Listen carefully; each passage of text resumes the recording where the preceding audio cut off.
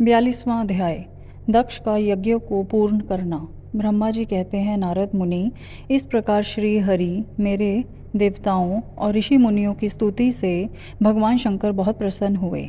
वे हम सबको कृपा दृष्टि से देखते हुए बोले, प्रजापति दक्ष, मैं तुम सभी पर प्रसन्न हूँ। मेरा अस्तित्व सबसे अलग है। मैं स्वतंत्र ईश्वर हूँ, फिर भी मैं सदैव अपने भक्तों के अधीन ही रहता हूँ। 4 प्रकार के पुण्यात्मा मनुष्य ही मेरा भजन करते हैं। उनमें पहला आर्त, दूसरा जिज्ञासु, तीसरा अर्थार्थी और चौथा ज्ञानी है। परंतु ज्ञानी को ही मेरा खास सानिध्य प्राप्त होता है, उसे मेरा ही स्वरूप माना जाता है। वेदों को जानने वाले परम ज्ञानी ही मेरे स्वरूप को जानकर मुझे समझ सकते हैं। जो मनुष्य कर्मों के अधीन रहते हैं वे मेरे स्वरूप को नहीं पा सकते। इसलिए तुम ज्ञान को जानकर शुद्ध हृदय एवं बुद्धि से मेरा स्मरण कर उत्तम कर्म करो। हे दक्ष, मैं ही ब्रह्मा और विष्णु का रक्षक हूँ। मैं ही आत्मा हूँ। मैंने ही इस संसार की सृष्टि की है। मैं ही संसार का पालन करता हूँ। मैं ही दुष्टों का नाश करने के लिए संहारक बन उनका विनाश करता हूँ। बुद्धिहीन मनुष्य जो कि सदैव सांसारिक बंधनों और मोह माया में फंसे रहते हैं, कभी भी मेरा साक्षात्कार नहीं कर सकते। मेरे भक्त सदैव मेरे ही स्वरूप का चिंतन और ध्यान करते हैं। हम तीनों अर्थात ब्रह्मा, विष्णु और रुद्रदेव एक ही हैं। जो मनुष्य हमें अलग न मानकर हमारा एक ही स्वरूप मानता है, उसे सुख, शांति और समृद्धि की प्राप्ति होती है। परंतु जो अज्ञानी मनुष्य हम तीनों को अलग अलग मानकर हमें भेदभाव करते हैं, वे नरक के भागी होते हैं। हे प्रजापति दक्ष, यदि कोई श्री हरि का परम भक्त मेरी निंदा या आलोचना करेगा या मेरा भक्त होकर ब्रह्मा और विष्णु का अपमान करेगा, उसे निश्चय ही मेरे कोप का भागी होना पड़ेगा। तुम्हें दिए गए सभी शाप उसको लग जाएंगे। भगवान शिव के इन वचनों को सुनकर सभी देवताओं, ऋषि मुनियों तथा श्रेष्ठ विद्वानों को हर्ष हुआ तथा दक्ष भी प्रभु की आज्ञा मानकर अपने परिवार सहित शिवजी की भक्ति में मगन हो गया। सब देवता भी महादेव जी का ही गुणगान करने लगे।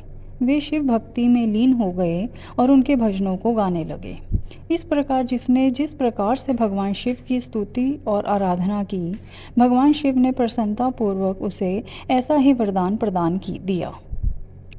तत्पश्चात भक्त वत्सल भगवान शंकर जी से आज्ञा लेकर प्रजापति दक्ष ने अपना यज्ञ पुनः आरंभ किया। उस यज्ञ में उन्होंने सर्वप्रथम शिवजी का भाग दिया। सब देवताओं को भी उचित भाग दिया गया। यज्ञ में उपस्थित सभी ब्राह्मणों को दक्ष ने सामर्थ्य के अनुसार दान दिया। महादेव जी का गुणगान करते हुए दक्ष ने यज्ञ के सभी कर्मों को भक्तिपूर्वक संपन्न किया। इस प्रकार सभी देवताओं, मुनियों और ऋत्विजों के सहयोग से दक्ष का यज्ञ सानंद संपन्न हुआ। तत्पश्चात सभी देवताओं और ऋषि मुनियों ने महादेव जी के यश का गान किया और अपने अपने निवास की ओर चले गए। वहां उपस्थित अन्य लोगों ने भी शिवजी से आज्ञा मांगकर वहां से प्रस्थान किया। तब मैं और विष्णु जी भी शिव वंदना करते हुए अपने अपने लोक को चल दिए। दक्ष ने करुणा निधान भगवान शिव की अनेकों बार स्तुति की और शिवजी को बहुत सम्मान दिया। तब वे भी प्रसन्न होकर अपने गणों को साथ लेकर कैलाश पर्वत पर चल दिए। कैलाश पर्वत पर पहुंचकर शिवजी को अपनी प्रिय पत्नी देवी सती की याद आने लगी। महादेव जी ने वहां उपस्थित गणों से उनके बारे में अनेक बातें की। वे उनको याद करके व्याकुल हो गए। हे नारद, मैंने तुम्हें सती के परम अद्भुत और दिव्य चरित्र का वर्णन सुनाया। यह कथा भोग और मोक्ष प्रदान करने वाली है। यह उत्तम वृतांत सभी कामनाओं को अवश्य पूरा करता है। इस प्रकार इस चरित्र को पढ़ने व सुनने वाला ज्ञानी मनुष्य पापों से मुक्त हो जाता है। उसे यश, स्वर्ग और आयु की प्राप्ति होती है। जो मनुष्य भक्ति भाव से इस कथा को पढ़ता है, उसे अपने सभी सत्कर्मों के फलों की प्राप्ति होती है। श्री रुद्र संहिता सती खंड संपूर्ण।